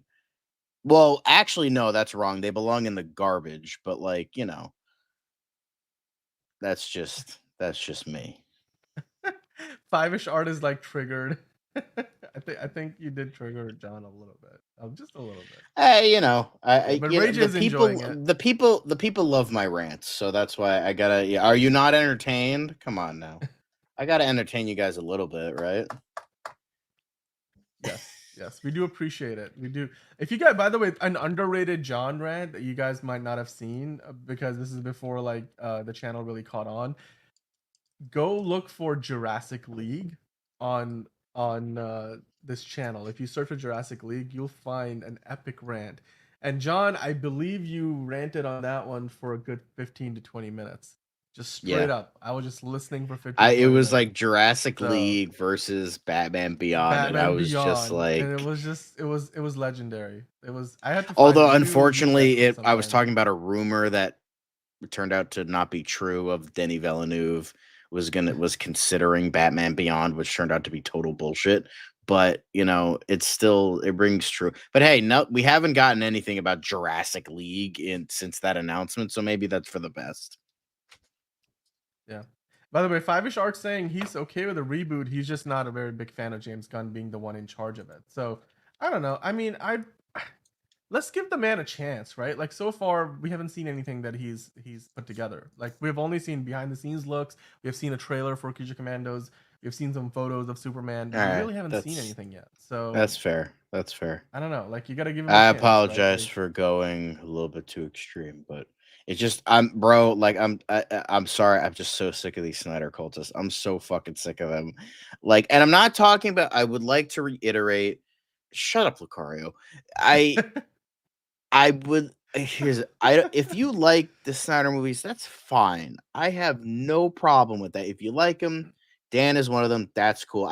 We tease each other, but like I I don't hate him or anything like that. Plus, he pays me. I can't hate him. So I I'm just kidding, Dan. But just I if you like the movies, fine. Just don't be a fucking asshole about it. That's why I always discern between Snyder fans and Snyder cultists, because Snyder cultists are the people that are like who like send like James Gunn death threats and like all this like and the people that like for instance like the Hack Snyder on Facebook. I don't know if you were aware of this like group page. Like they were like cheering when like Chadwick Boseman passed away from cancer. So that's the kind of fucking shit I fucking hate. Like that's like the type of shit that like, oh yeah, thank God this fucking Marvel turd fucking died. Like some like stuff like that. That's the stuff I fucking hate. Um because it's that's not even like being a fan of somebody's works. That's not even being a fan of like a director. That's like straight up cult shit. That's why I say it's a cult. It's like, for instance, John Carpenter is my favorite filmmaker of all time. Love the man. Has made incredible movies. However, not everything he's made is gold, and he's kind of an asshole. But I still love the man and his work, but I'm not gonna be like, oh, everything he shits out is fucking gold. That's not true. He's human. Like not every like, oh yeah, everything this guy's made is gold, and if you say anything bad about it, then like you deserve to die. That's the stuff I fucking hate. Like when you're bullying people into submission for the fucking sake of your favorite guy. That's how the fucking Crusades started. All right, so like we're fair. not fans of that kind of shit here. That's this. If you're like, oh hey, I like this. I like this. I like this guy, but like if you don't like him, that's cool. But if you're like, I love this guy and fuck you for not liking him, and then also saying and worse shit, then that's really not fucking cool. So that's why I always have like a if or and like in terms of that, like Snyder fan, cool, Snyder cultist, dickbag. I could see going back to five Ash art. Spielberg could do Superman, but I don't think he would be into that. I don't think he would. Um, I don't think he would be in. I don't think he's really interested in superhero stuff. Like, yeah, we had that Black Hawk thing for like decades that he wants to do, but that's not really a superhero thing. That's more like it just so happens to the closest we'll ever get to Black Hawk is Masters of the Air. That's the closest we'll get to that. In Because I terms of mean, Spielberg I'm not giving producing. up hope on it, but I do agree that it's unlikely. Yeah, that Masters of the Air is the closest thing. And I've heard Masters of the Air is excellent. So, you know, Right. um if I had to pick, like if we went back in time, we're like, who's the man I want for I don't know, I wouldn't say like a CEO sort of thing. I'm just talking about a filmmaker. I would love Brad Bird for Superman, like David Fincher for Batman, and like who would be good for Wonder Woman? Um, I don't know. Get like I don't know. I would say just get any. Julie Taymor could be good because she was like considered, but I don't think she would be into it. I think she's like kind of semi-retired at this point. But I think that there's a lot of great, like in terms of the big head honchos, I'd love Brad Bird, David Fincher, even though I don't think Brad Bird would be interested. I definitely know David Fincher would never do a superhero movie as long as he lived. But those are just my personal. But even then, I think James Gunn has the certain things. And I'm not gonna say like, oh yeah, James Gunn. He's every decision he's made. I was literally just talking about this yesterday. I'm very cautious about a lot of the stuff. Like I'm for the most part excited about Superman, but the things I'm cautious about is that it'll go too far into like the Reeve homage. That's the thing I'm worried about. Or, it'll go too far into like, and I don't like how Lex Luthor's the villain. I'm gonna say it right now. It's too safe. We've gotten like 90% of the fucking Superman movies we've ever gotten has Lex Luthor as a villain in some capacity. I just think that's safe and boring and repetitive at this point. He should have gone with Brainiac. That Brainiac should have been the main villain here. And I feel like that was very stupid to do that. And then in terms of, I don't have a ton. I'm like very cautious about Supergirl. We haven't gotten anything from the writer except for one play. And then the director has been very hit and miss. And I don't think is right for a cosmic adventure like that. Lanterns, I mean, Tom King, that's all I need to say about that, because then I'll go into another rant about that. I've said enough on the man. So there's that. And then what else is there? Peacemaker. I didn't love Peacemaker. I didn't love the first season of Peacemaker, and I don't like what they did with the character. I just think I don't like making him into an anti-hero. I just think that's boring. Um yeah, I mean, I will say James Gunn did say that when people are asking him, like, hey, why didn't you hire Guillermo del Toro? He's like, Guillermo del Toro didn't contact me. Yeah. So, it's like I'm not Yeah. gonna. Matthew Vaughn had a really interesting idea for a Superman movie back when Man of Steel was I being mean, yeah, many times he's mentioned that a lot in yeah, interviews. like Like he that had he's like the pitched it. Godfather trilogy of Yeah. Superman. It was like really insane, very out there. Would have been very it could have been great, could have been bad, but especially if it was with Mark Millar, not great.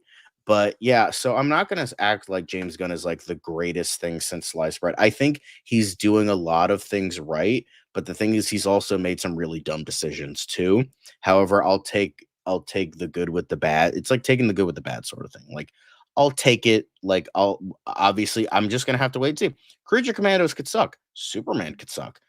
I would have to then, if that's the case, I'll have to smash this and waste like I wasted like $60 on merch already. So that'll be sad. But at the end of the day, I don't think James Gunn's the most perfect guy for everything. I was actually really upset when he was first cast, but I wouldn't say he's won me over. He's making me a little bit more excited than I initially was. So there's that. So I don't think he's going to be the be all end all like perfect solution to Warner Brothers and DC's problems.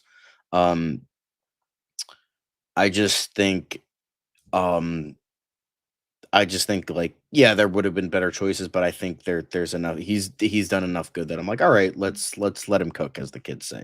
Let's let him cook. Lex might be the good star of the universe, but it's just like I'm just so sick of it. Like, just pick another like similar villain, like fucking like Bruno Mannheim or Morgan Edge. Like, yeah, it's essentially Lex Luthor, but it's not the name Lex Luthor again. Like, I feel like they could have picked another villain that would have done something similar, that not seeing fucking Lex Luthor again. And it's just like, ah, damn. All right. But we'll see. We'll see. Yeah. Yeah. I mean, you guys are having quite the conversation in the chat. I'm trying to follow along. I mean, yeah, the High Evolutionary Hugo Millie saying was not goofy. I think they did a really good job at that in Guardians of the Galaxy Volume 3. And James Gunn, like Josh said, is one of the better directors out there. I mean, he may not be the best of the best, but you don't have to be. Part of his job is being like the producer. Like he's one of the guys making all the big decisions. He's not going to direct as many things once the DCU really gets up and running. So it's good. He's playing a bigger role in the initial, getting things started up, because he's got to leave his imprint there for others to follow through on. But he's not going to be, like the one directing everything from here onwards. Right. Casey's like, all hail President Lex. James Gunn has shared some artwork that is hinting at the idea that we're gonna get that in this universe at some point. I would not be surprised. Um, so yeah, I would not be surprised at all. Hugh Millie saying, "John, come on, Gunn has any right to do as he wants with Peacemaker. It was just a pure unknown prior, and after the Suicide Squad, he was absolutely a hated character." James Gunn has really turned Peacemaker into a household name, whereas nobody knew what that character was beforehand. I He is mean, that's what 100% he did with true. the Guardians movies, the Guardians character. So, like, I'm not saying like Nobody thought those movies would succeed when the first one came out. Nobody knew who Chris Pratt was. I mean, it was, outside I of mean, they fans knew that him as watched Andy Red. Dwyer, and like Right, Andy but Dwyer outside is an of action that, like, if hero. you didn't watch the show, like, it's like, yeah. And then you had Zoe Saldana, like she was, hadn't really been in anything huge since like Avatar, I think. Like she was kind of in like a lull in her career. I mean, she kind of is still outside of the movies and Avatar, so but then you also I mean she had the Star Trek movies. Never mind. Okay, fuck me then. Never mind. She had the Star Trek movies, so there's that. But she She was was in the outside Pirates of of the Caribbean, which wasn't a good experience for her. She did a number of other movies where they weren't really big studio films, but she wasn't a household name in the way she has been since Gamora. I will agree with you there. And even Star Trek wasn't. I mean, those movies made money, but not like Marvel money.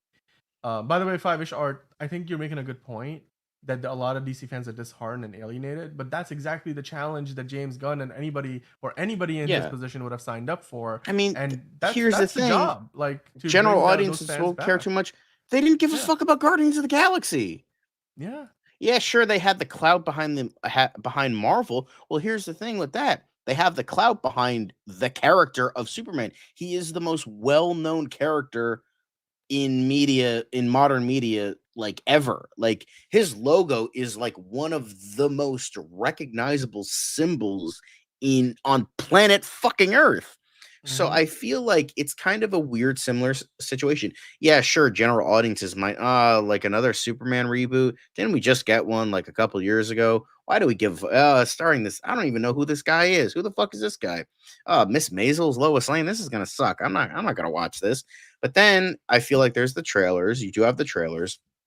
And then on top of the fact, there is it's like a why do we care? Well, James Gunn is going to make them care. I'm the captain now. I'm going to make you care. And what they don't have in terms of clout of the MCU, they do have in terms of 80 years of well-known history and character behind Superman. So I think that um so I think like and the fact like Superman has been kind of going through or all right, fucking Jesus Christ. It's been going and the fact Superman's been going through a renaissance. We have Superman and yeah, Yes. Hugo. We have Superman and Lois. That's been like every season has been a banger. Like and this season so far has been pretty good. And then we've gotten My Adventures with Superman, which has been great. And then we're also kind of getting, a lot of the Superman pastiches of Homelander and Omni Man, and that kind of feeds into it as well. So I think that we're getting a lot of Superman stuff that might get people interested. And I know this may seem silly. I know this is maybe a dumb thing to bring up, but I also kind of bring this in terms of the excitement. Maybe it's just fans. Maybe it's not. Maybe it was a small number, but I mean, the T-shirts did get sold out twice. Mm-hmm. That's something.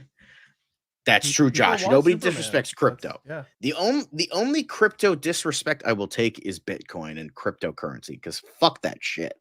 But Crypto, the super dog, he's a good boy. He's the goodest boy. You know. I mean, I'd love to see him do Batman Beyond because it's so similar to Blade Runner, but I don't think Denis Villeneuve is interested. He's I although recently, Dune Messiah they just confirmed Dune Messiah is going to be starting pre-production in 2026. So Mm-hmm.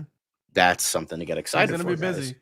He's He's gonna not be a doing busy anything man. until that franchise is done. I don't think Denis Villeneuve has time for anything else, quite frankly. He's like James Cameron and Avatar. What do you think about this question from Hunter John?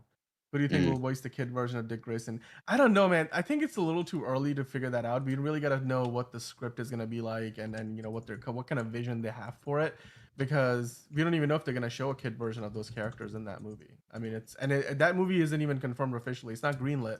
It's in or actually no, the dynamic duo one that the James Gunn did confirm, but we don't know if they're gonna be kids or adults or if this is gonna have flashbacks or not. So it's a little too early Yeah. to know who's gonna voice those So characters.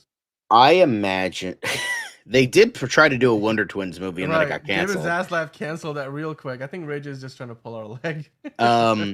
But I think if I were to take a guess in terms of the dynamic duo, I think it's gonna be Nightwing and a recently not resurrected, but recently turned good Red Hood, because I remember Red Hood started out as a villain. So I feel like they got to put their shit aside to work together, kind of thing. I think that's what they're gonna go for. Um, if I were to guess now, in terms of, I don't know who the voices will be, but I think I just say just get a really good voice actor, just I don't know, Dude, just honestly, I maybe don't the even kid know from if the it's Adam worth Project. talking I've about heard this he's early. good. Like it's You just know, there's so yeah, many good or voice actors Kit out there. Connor, who played Yeah. the Goose What in Goose and then Wild Robot. yeah, Wild Robot. So yeah, get him. Get the kid from the Adam Yeah. Project, who's also Percy By the way, I Jackson. did want to address this question from Hugo Millie about what do you guys think of the critique saying that Creature Commandos is like Suicide Squad as if it isn't a direct continuation. I look, I don't think it's a direct continuation because the Suicide Squad is not part of the DCU. And as far as like if it feels like a ripoff, I mean, yes, there's a lot of similarities, so naturally you'll draw a comparison. It's sort of like when people were like, "Oh, is Blue Beetle like the DC's version of Spider-Man?" Even though there wasn't really a ton that they have in common outside of maybe some minor commonalities.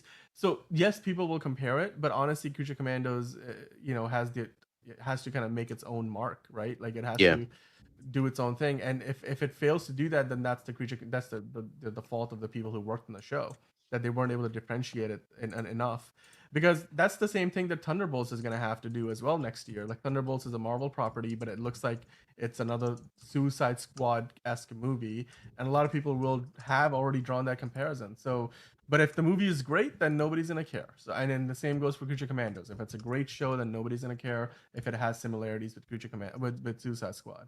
So, but yeah, it's literally called. Well, yes, it is called Task Force M. Yes, like I said, there are similarities, but it doesn't have to be Yeah. the same I thing. wish it There's a was lot of a things we little bit watch that less are like that, similar. but even Yeah. then I'm still like, all right, let's, as the kids say, let him cook. Yep. By the way, John, Angelica's asking who's the writer of Dynamic Duo. Didn't they announce that when they announced the project? Like they have already got somebody attached for it, and they've even had like a resume for who's working on it. We'll get you that answer, Angelica. We Hang did go through on. We're that doing when we that were now. talking about it. Yeah. But oh, Hugo Millie saying, I just want to see Smart Duck in live action. Now he's in the DCU. Who's Smart Duck? Matthew Aldrich is writing the Okay. film. He wrote Coco and Lightyear. So that's two very different qualities of film. So we'll see. I'm curious. I think it could be a lot of fun, depending what they do. So obviously we'll see. Yeah. Yeah. And I mean, for those of you guys joining late, earlier on, we were talking about just what we had to look forward to with Creature Commandos. The panel is literally happening in less than is it 20 less than 24 hours, certainly even less than 18 hours time. So James Gunn and the rest of the crew from Creature Commandos will be at New York Comic Con. That's been going on all week at the Javits Center. I was there earlier this summer for an art show. It's a great space. They've got this exclusive Belle Reve experience set up there that James Gunn has been talking about. And of course, we're gonna get some insights into how the show ties into other DC projects. Like James Gunn already said, that it's gonna lead us directly into Peacemaker season 2, most likely with Frank Grillo's Rick Flag Sr. We know that Anya Chalotra's Circe is gonna confront Amanda Waller, played by Viola Davis. Of course, Mhm. Circe is a Wonder Woman character, so we want to see, of course, if she's gonna survive the show and go on to be featured in other Wonder Woman related things in the new DCU. Including maybe even Paradise Lost, even though that's meant to be a prequel.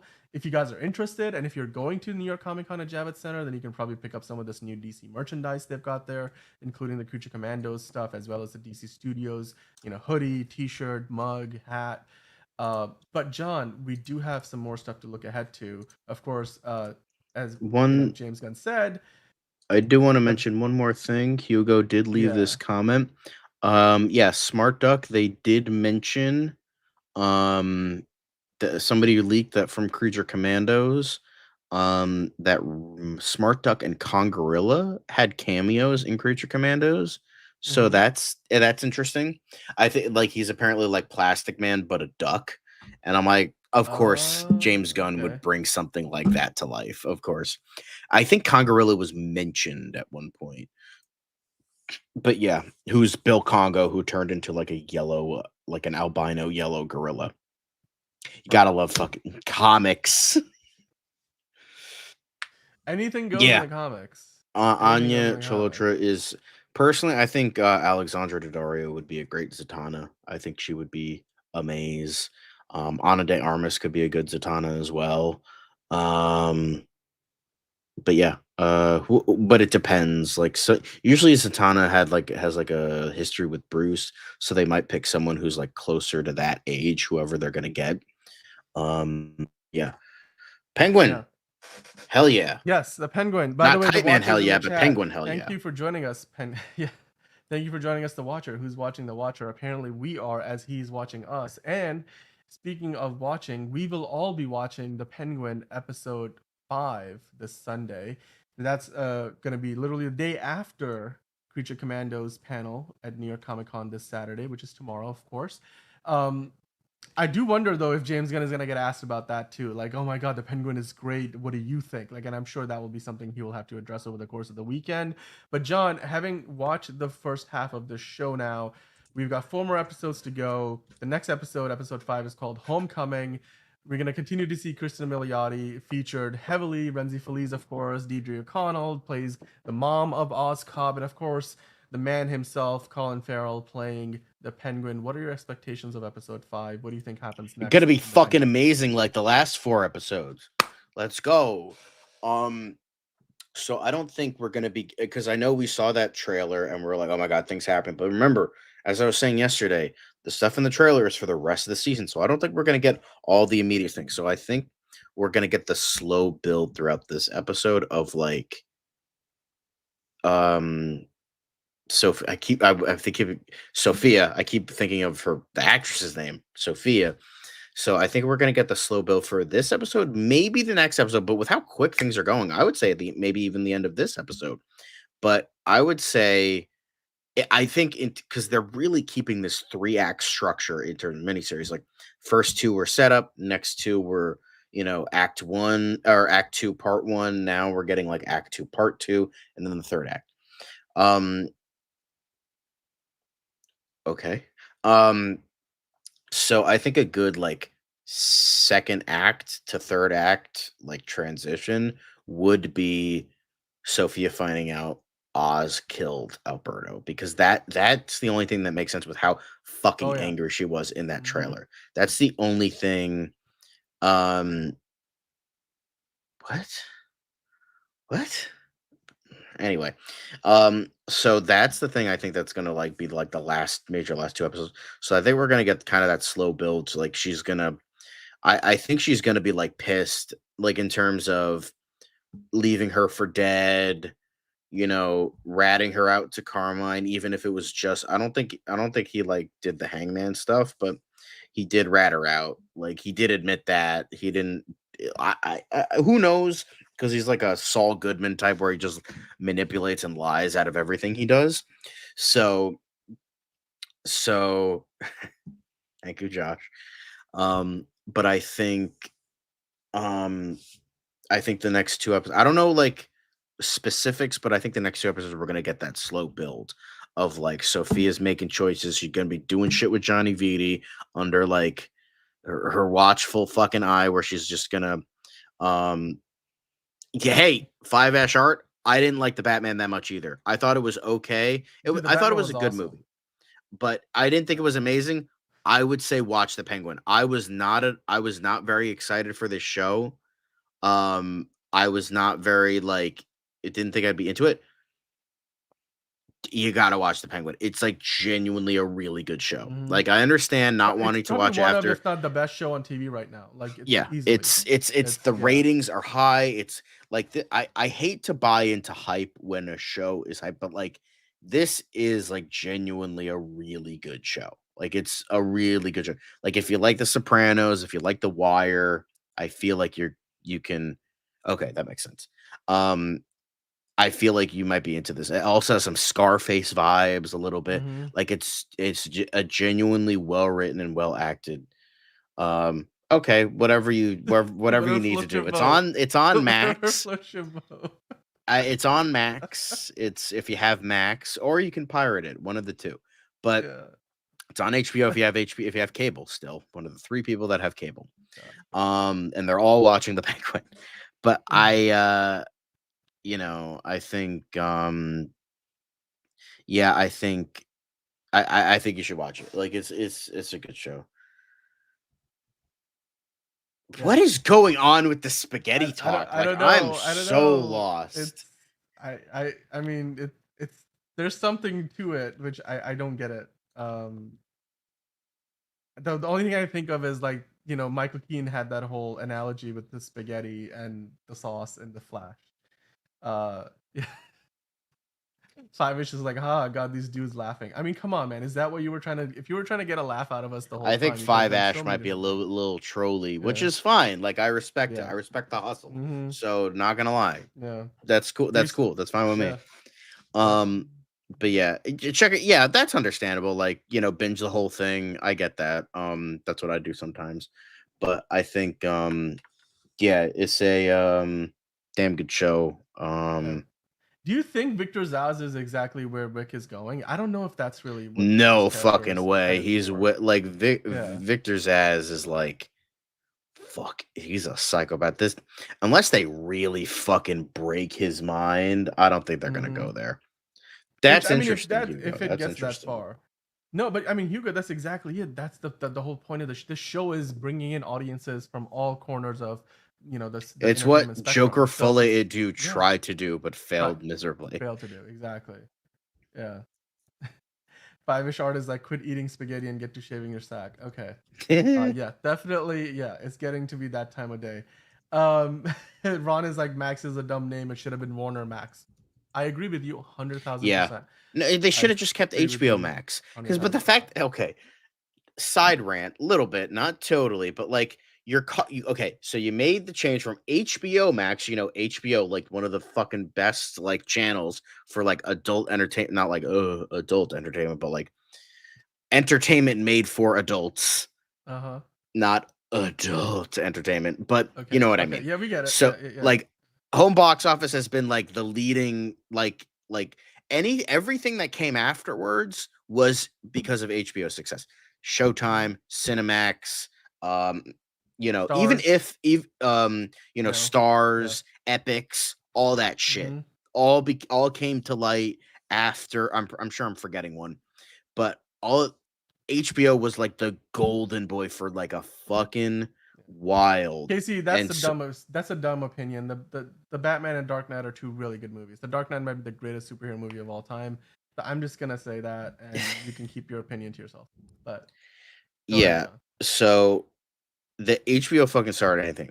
So okay, here's your fucking bright fucking idea, Zaslav, is let's redesign our fucking streaming service, get rid of like the most recognizable thing, and then only keep the Max part. So it sounds like you're saying somebody's name because yeah, just call it HBO. Like I agree. I agree. Yeah, Netflix. Like I was talking about like I was talking about like cable TV, like this like cable channels and that kind of shit. But yes, I would agree with you there. Like a lot of streaming, like everything like came from HBO was like head honcho. That everything started from that in terms of like more adult television because there's only so much you could show on like CBS and NBC. Right, they still are the gold standard. I mean, it doesn't get any better than HBO when it comes to making a good TV show. It Facts. really I haven't does, seen either of them, but I've heard they're amazing. Yeah. So And the Watcher making a good point though about the Penguin and the Batman too, especially just the opening, like with the monologue and then just the noir feel, the way the atmosphere just sucks you in. It hits you, sucks you in. It's completely immersive, and that's exactly what they did with the Penguin. Like the Penguin and the Batman both have that right from the get go. They pull you into the world, and you're all of a sudden just watching a show, and you don't. It doesn't feel like you're watching a show. You're in the world of the Batman. I love that, but. But yeah, I mean, if Hugo Millie saying if Supergirl is good, I'll only trust the bad script detector. Gunn has said is doing to maintain quality.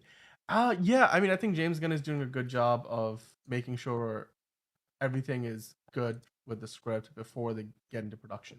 Because if you're investing 150 million dollars, where Warner Brothers is in a lot of debt, they don't have a ton of room to make mistakes, like calling their streaming service Max.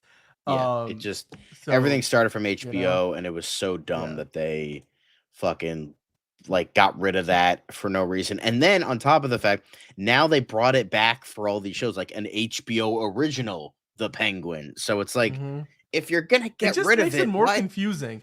I Yeah, don't get that, like I don't get it. Now they're trying to separate it. Before they were trying to combine it. I'm just like, look, just call it all HBO and be done with it. It's as simple as that. Like make it. I prefer that. The Five-ish art saying exactly. they should have made the Batman a TV show. I don't know, man. They've never made a Batman TV show since the '60s Batman TV show because the Batman as a property is too valuable and too popular to just be a TV show by itself. Like they've done every other spin-off and supporting character, but they've never made Batman himself a featured part of a TV show, and I think it should stay that way. And what they've done with Superman is different because Batman still draws a bigger audience than Superman does. I mean, if you look at just the box office receipts, but yeah, I would say it would be much better to keep it that way, to keep him, a theatrical only, a movie first character. Um, the Watcher saying, "Don't get me wrong, The Dark Knight is an amazing film, an amazing Batman film, but that Gotham, besides Batman Begins, doesn't feel like Gotham at all." I get that. I agree with what you're saying in terms of the feel of it, and then that's where I think Matt Reeves is doing a really really good job. I still think that The Dark Knight is probably the best superhero movie of all time. My opinion, it hits everybody different, so you're welcome to love a different Batman movie more than I do. Um, the Watcher saying Gotham is his still favorite TV show, network TV show series besides Arrow. I mean, it's cool. I didn't like it all that much, but I didn't watch as much of it. I kind of fell off of it after the first season and a half because I was like, it's just not my thing. Um, Five-ish Art saying I love all the stuff with the Narrows and Batman Begins. I thought that was fantastic. I really did, and I do think that the city of Gotham lost a bit of character after the first Batman Begins movie because you got more of a generic New York, Chicago looking city because those were the cities they were filming in, and the story just kind of focused more on the characters and less on the city itself.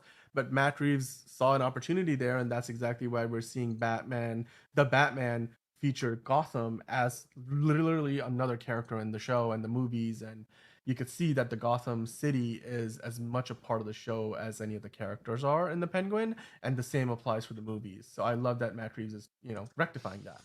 Um, the Dark Knight wasn't just Chicago. I mean, there were it was a lot of Chicago, but it wasn't just Chicago. But I see your point. There were definitely parts of the Dark Knight that were like the garage where they have all their stuff and all the gadgets and the suit. That garage is actually a location in LA. Where they've shot a ton of music videos and stuff. So it's a mix, but I see what your point is in terms of the exteriors. A lot of it was Chicago. Um, and the Batman has some insane cinematography, production design, and atmosphere. Yeah, and Oscar nominated. I mean, yes, I agree with you, 100%. And the city in the Batman matters as much as the characters do. And in the Nolan movies, after the first Batman Begins, I think that, they focus more on the story and the characters. So, with that said, though, John, the Penguin, Sofia Falcone has already become basically a top tier character, she's like the Rose. queen of Gotham. God It's damn it. she's the princess of the Falcone family. She's the queen of Gotham. Who do you think ultimately wins out? Do you think this show ends up being a tragedy where the Penguin ends up, biting the dust by the end of the series, or do you feel like the Penguin becomes the kingpin, or do you think that the conflict that is the gang war that has started in this show is going to lead us directly into the Batman 2, where it will continue and the Batman has to get involved? I think we might get like it in the background of Batman Part 2 at the most. I kind of hope Sophia doesn't die. And I don't think Laura the Frank would kill her off because I feel like they're like, okay, let's really make her work here. And so I think, yeah, I think we're gonna get like background in Batman Part 2, but nothing major. I think he's gonna be a background player in Batman Part 2. He's not gonna be the official villain. Um, and that's like kind of like nothing major. That's fair. I mean, I get it. And by the way, Angelica, I agree with you. I think The Penguin right now is the best show on television. And Shogun was, I mean, it was the best show on television when it was airing. And it's coming back with at least one more season, if not two. So I'm looking forward to it. And I know we are both looking forward to The Penguin episode 5, Homecoming, coming out in a couple of days' time. And tomorrow, of course, we've got Creature Commandos. They're going to have a whole panel, and James Gunn and all the cast and crew. Well, I don't know about the crew, but certainly all the cast and maybe some of the other directors or producers behind the show, including James Gunn, will be at that panel, and we will be here to talk about it on Monday, including the review for The Penguin, as well as the Creature Commandos panel and all the news that comes out of New York Comic Con. So be sure to join us for that. John, it's been a pleasure. It's been an amazing week. We got through so much news, so many new surprises, reveals, crypto. I'm sure as the weeks progress, as the year progresses, and we get into 2025, there'll be more of that to come.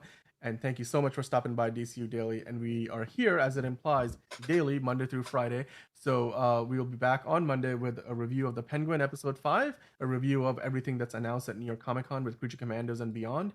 And then we'll get into any other news. Of course, Superman and Lois also has a new episode airing on Monday. So we will try to review that on Monday, or maybe we'll save that for Tuesday. We'll see how much we have to talk about. But John, you'll be here. I'll be here. We'll see you on the other side of the weekend. If you guys are at New York Comic Con, get in the comments down below and let us know what you think about your experience, and if you glean any insight from the panel tomorrow with James Gunn and Co. Until Monday, where we'll hopefully also get to hear from Liz about her experience at New York Comic Con. Guys, hit that like button, like John said. Hit that subscribe button if you haven't already. Yeah, And hit the notification bell. The bell, The so bell. you know when we go live. Exactly. We started a little bit earlier today because we want to get to sleep at a reasonable time. It's going to be a busy weekend, and we're going to be there to take it all in, and then come back and talk to you guys about it. But until next time, guys, have a good weekend. We'll see you on Monday on another episode of DCU Daily.